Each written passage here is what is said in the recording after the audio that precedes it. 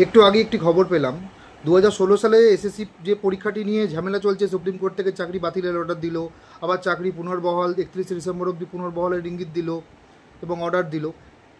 সেই পরীক্ষাটির ওএমআর শিটগুলি পরীক্ষার প্যানেল তৈরি হওয়ার আগেই কিলো দরে বিক্রি করে দেওয়া হয়েছিল। ওএমআর শিট কিলো দরে বিক্রি করে দেওয়া হয়েছিল উড়িষ্যায় একটা জায়গায়। অর্থাৎ ওএমআর শিট আর গত শনিবারে আনন্দবাজার পেপার, এদের কাছে সব সমান, কাগজের কোনো মূল্য নেই।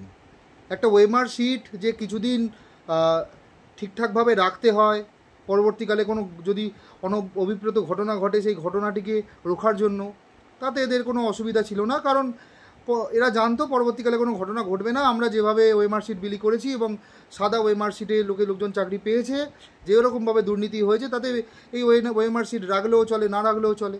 কাজে ওএমআর শিট আর বাকি কাগজের, রদ্দি কাগজের মধ্যে খুব একটা পার্থক্য নেই। অবশ্য কাগজের কথা আর কি বলবো, এনভায়রনমেন্টাল সায়েন্সের পরীক্ষায় 25 নম্বরে 25টি ওএমআর কোয়েশ্চেন কলকাতা ইউনিভার্সিটির, 25টা কোয়েশ্চেনের জন্য কোনো ওএমআর শিট দেওয়া হলো না, দেওয়া হলো 16 পৃষ্ঠার একটি খাতা, যে খাতাটির সব মিলিয়ে 2 থেকে 3খানা পাতা ইউজ হলো। পরিবেশ রক্ষার জন্য যে পরীক্ষা, পরিবেশের রক্ষার তাগিদে যে পরীক্ষা, সেই পরীক্ষার 16খানা পাতা দেওয়া হলো সেই পরীক্ষাটির জন্য, কিন্তু ইউজ হলো 2টি পাতা। কাজেই যে স্টুডেন্টরা এখন থেকেই সিভিক সেন্সের কোনো পার্ট শিখছে না, তারা পরবর্তীকালে ওএমআর শিটকে রদ্দি কাগজ ভাববে, এতে তো আশ্চর্যের কিছু নেই। লক্ষ লক্ষ কোটি কোটি টাকা খরচা করে ভারতবর্ষে যত প্রজেক্ট স্টুডেন্টরা বানায় এবং সেই সমস্ত প্রজেক্টের অবস্থা পরবর্তীকালে কি হয় সে আমরা খুব ভালো করেই জানি। সেগুলো রদ্দি আকারেই বিক্রি হয়, কিন্তু সেটা পরীক্ষার পর হয়, পরীক্ষার রেজাল্ট বেরোনোর পর 5 মাস 6 মাস পর হয়। সেই সিভিক সেন্সটুকু আমাদের আছে, কিন্তু এসএসসি কর্তৃপক্ষের ছিল না, এবং এখনও আছে বলে আমার মনে হয় না। কালকেই আরেকটি খবরে দেখলাম, হুগলির শ্রীরামপুর থেকে উত্তর 24 পরগনার ব্যারাকপুরে আসার জন্য যে ফেরিটি ইউজ হয়, সেই ফেরিটির যে টিকিট দেওয়া হচ্ছে, সেই টিকিটের পেছনে ওএমআর শিটের ছবি।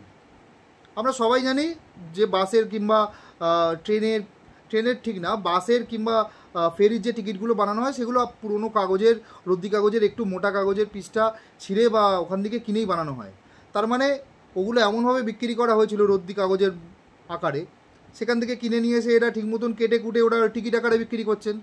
অর্থাৎ আপনার ওএমআর, আপনারা এত কষ্ট করে খেটে পরীক্ষা দিয়েছি দিনরাত এক করে, কোনো স্টুডেন্ট না খাওয়া ভুলে পরীক্ষা দিয়েছে, তারা যথেষ্ট যোগ্য ছিল এবং তারা কৃতি সন্তান ছিল, সেই সমস্ত ওএমআর এদের কাছে জাস্ট কিলো দরে বিক্রি হয়ে গেছে।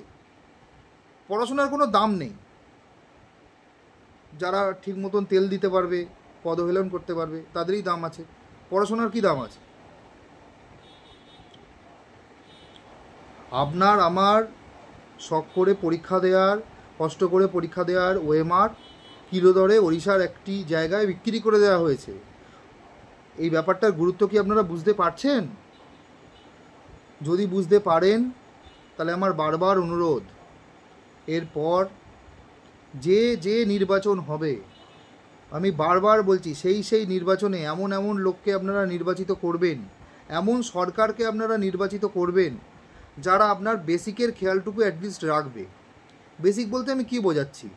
পড়াশুনো, খাওয়া দাওয়া, একটা বাসস্থান, এবং আর এগুলোও যদি আমি বাদ দিই, এগুলো বাদ দিলে আপনার যে নিত্য নৈমিত্তিক অফিসে বা ব্যবসার কাজে আপনাকে এদিক ওদিক যেতে হয়, সবার তো আর প্রাইভেট ভেহিকেল থাকে না, সবার বাইক থাকে না, সবার গাড়ি থাকে না।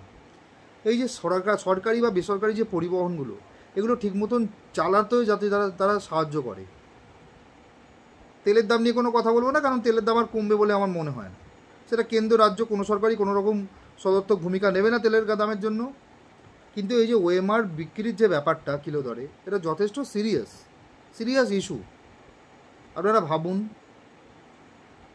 তারপর দেখুন কি করা যায়। রাখছি।